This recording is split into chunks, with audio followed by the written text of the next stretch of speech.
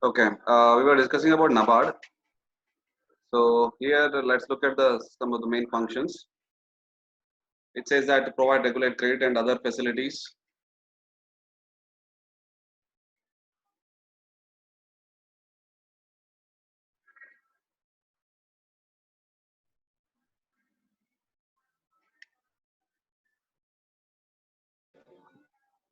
Uh, for the promotion development of agriculture, small scale industries, cottage industries, all those things we discuss. Mainly, you clearly it's you can understand like mainly into the rural agriculture and development. Okay, so what we'll do, we'll just look at like few other main functions. Okay, roles and functions of NABARD. So it says that NABARD is gives high priority to the projects form under integrated rural development programs, and it refinance those institutions which provide credit to the development program of the rural area. Okay, so the government has its like one of the like integrated rural development program. It is a government initiative. Okay, so to be successful, the NABARD will help for those which are the projects which are taken under that. So they'll help you and get the funds. Okay, and it also basically it refinances the many institutions like state level cooperative, regional rural banks, and many more. It helps them in getting finance, and through that the those banks will reach out to the agriculture and rural entrepreneurs. Then it also refinances the to the complete extent for those projects that are taken under the national watershed development program and national mission for water wasteland development. So these are all the initiatives to be taken by the government, and when under this there are work or activities are taken up, then NABARD will finance those institutions, those programs, and through that those who are linked with that will get the fundings, help. So along with refinance, NABARD also coordinates with the rural credit financing activities, any activities which relate to rural credit funding.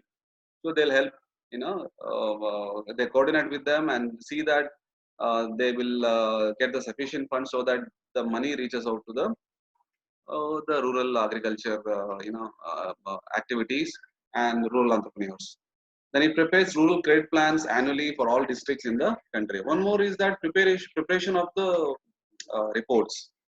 What are the plans they want to come out with? What are the new schemes they would like to come out with for helping the rural, credit plans? What kind of new plans they can come out? And annually for the all the district wise they prepare a report and they come out with the credit schemes, okay, credit plans, you know to help them reimbursing of the money, so the payment of the money. So these are the done by the NABARD. It recommends about licensing for RRBs and cooperative banks.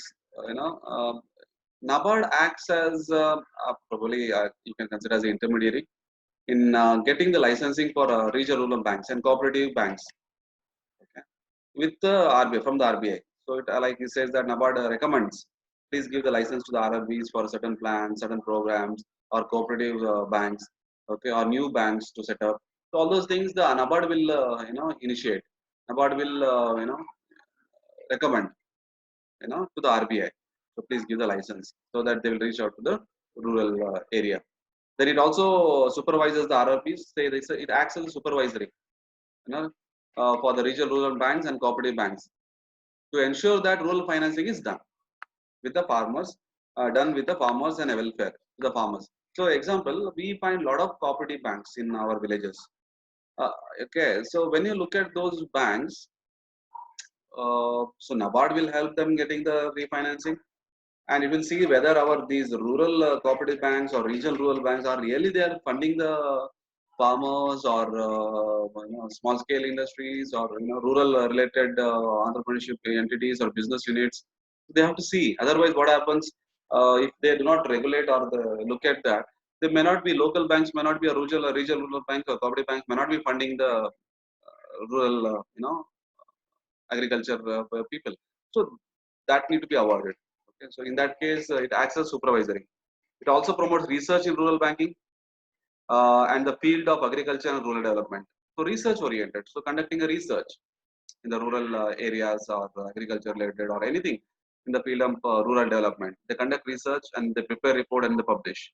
So this is one more activity. It also works for the restructuring of the credit institutions and training and development for the staff. So mainly what you know, look at the restructuring of the credit institution. There are a lot of credit institutions which provide funding in the rural area. So they would like to bring in a change because the method they are following is may not be proper. They would like to restructure the whole process of credit financing.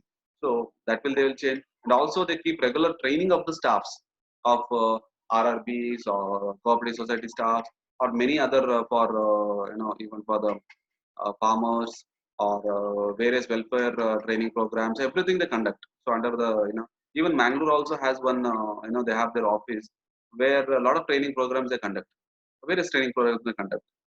Okay, so then it also supports for self-help groups, SSG, and more you find under microfinance. But now as an award under also they'll help the self-help groups, societies. Okay, there are groups. I think you must have heard about self-help groups, correct? So they help, they support those mainly those work for the poor, so that's the reason they help those kind of self-help groups as well, because more we find in SSGs in I mean to say that in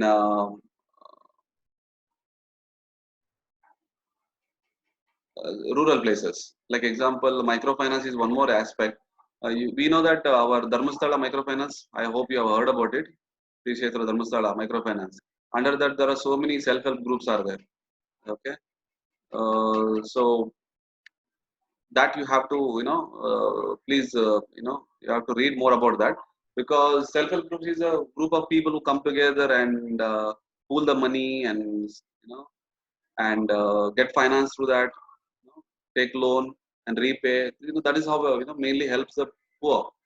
And I'm going to show you this NABARD bank website itself, and I'm not going to take you through everything here. Okay, so mainly I want to show that.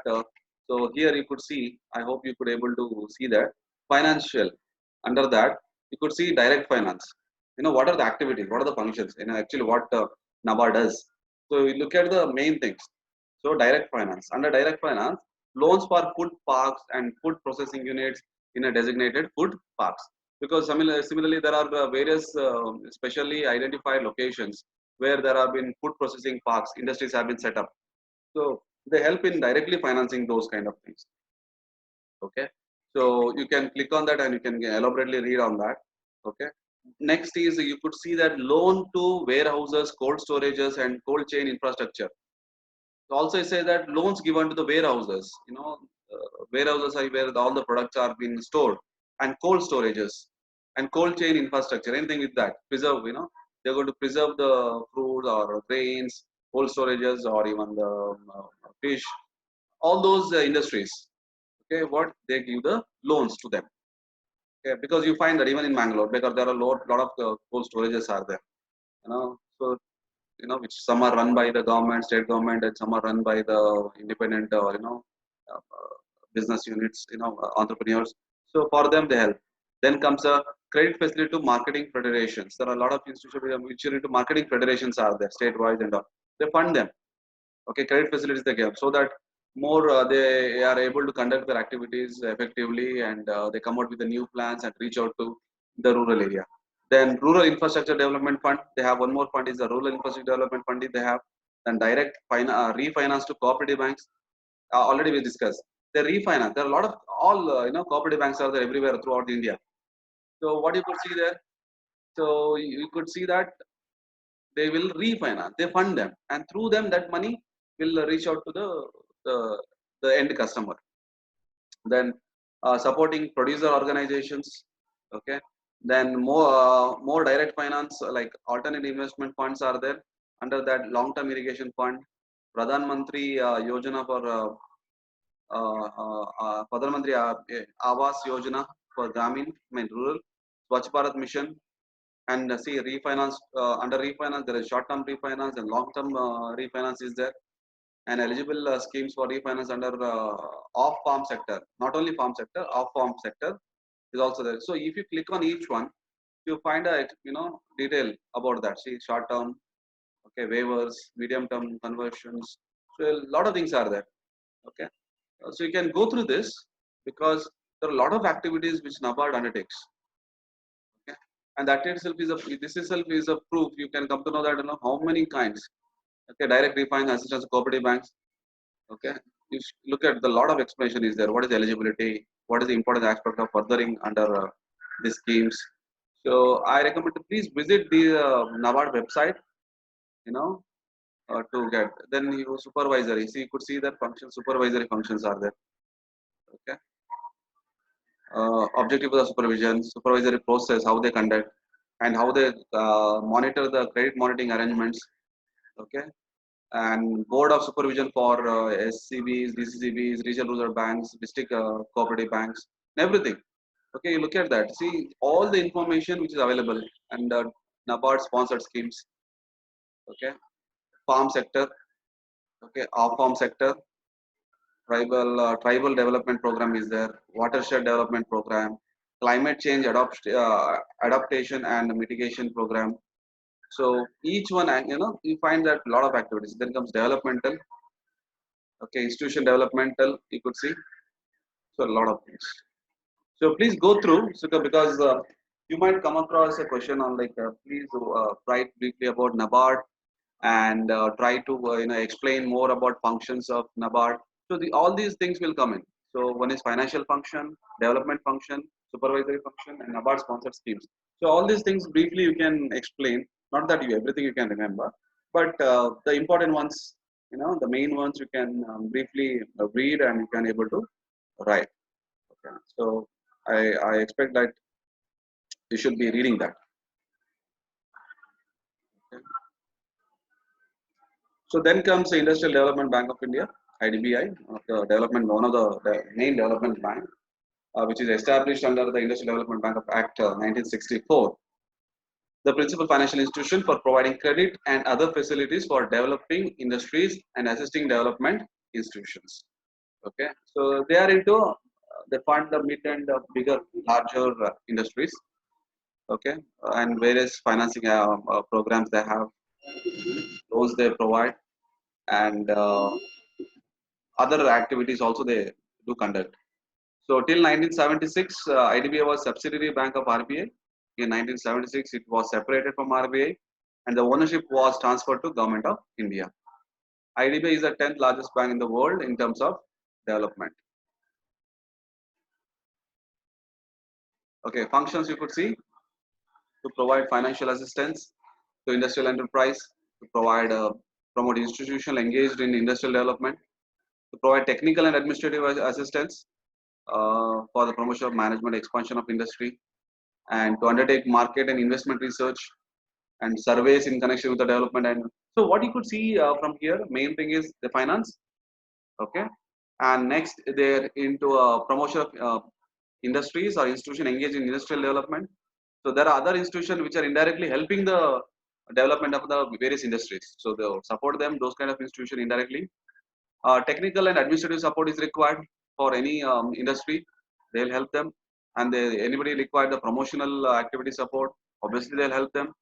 So if the industry or company would like to expand the business, so whatever the support is required, so they can approach IDBI and maximum benefit, support they'll get to. And research related activities, like it might be market related or investment related or any surveys. So there is a separate wing which into the IDBI which conducts this, because these are the reports are published which are very important to understand how the market is performing, how the industry is performing, how the particular segment is performing, how the particular sector is performing, everything. So that's the reason, this will help. So let's see, like we'll visit the website of IDBI.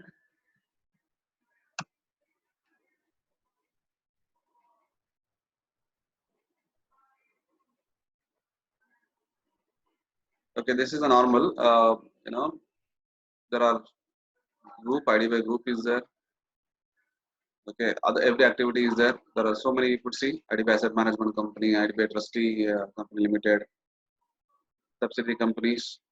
Okay, this normal banking is there. Okay,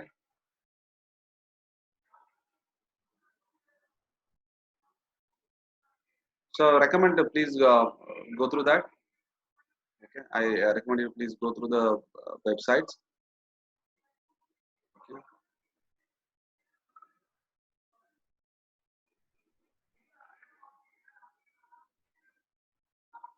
So other activities, development activities of IDBI are there, promotional activities is there. Okay. So here in detail, okay, promotion and technical consultancy, entrepreneurship development institute, okay, so which are being promoted by IDBI. Okay, so these are the main. You could see that apart from these, so these are the activities also which has been undertaken by the IDBI. So first one is promotional activities. In fulfillment of its development role, the bank continues to perform wide range of promotional activities relating to the development programs, okay, which might be small and medium size consultancy programs for small and medium size enterprises, programs designed for accredited voluntary agencies for economic upliftment of the underprivileged. Uh, in some cases, you find that there are institutions which are not performing to the level, expected level. So IDBI will help them in restructuring or supporting. Okay, these includes entrepreneurship development, self-employment, and wage employment in the industrial sectors for the weaker sections. Society through voluntary agencies, support to science and technology, and entrepreneurship parks, energy conservations, and many more. Okay, so I recommend please go through the website. And now I'll stop here, but I want you need to be interacting with me now. Anything, any issues you have, or any difficulties you have. I know that I it may not be the online classes may not be as effective as the real classrooms. Okay, the personal touch will not be there. I know that, and each one has the I know that certain issues with related to the network, all those. I need to consider that as well. Uh, but anything you have any questions or queries you can raise now. It's open to you now. You can interact now because I don't want to talk because this unit, this third unit is more of a very generalized topics where we are going to discuss more about institutions which are mainly helping the small scale industries as well as the bigger industries, entrepreneurs. It You have to be aware because NABARD, IDBI, SIDBI, okay, DICs, SFC, State Finance Corporations, many more of these kind of very important institutions are there. Indian Institute of Entrepreneurship. So all these are very important because I recommend you, like I have mentioned, there are a lot of institution names I have mentioned in this chapter. You can go through that, okay, and try to find out what are the functions about them. How they are managing, what is their structure, how they refinance, what are the various activities there, what are the different kind of schemes are there for um, entrepreneurs or rural development programs. So please, I want you to be self-learning this chapter especially. And I think I've already told you also to be writing, given certain questions, and that covers from this chapter as well, this third unit as well. Okay, please go through because this will look all similar. As I go on talking about NABARD, IDBI, SIDBI activities, you might find that okay, all the more activities are it looks like similar. Certain activities are similar, but there are many things that are unique. I want to make note of that. Okay.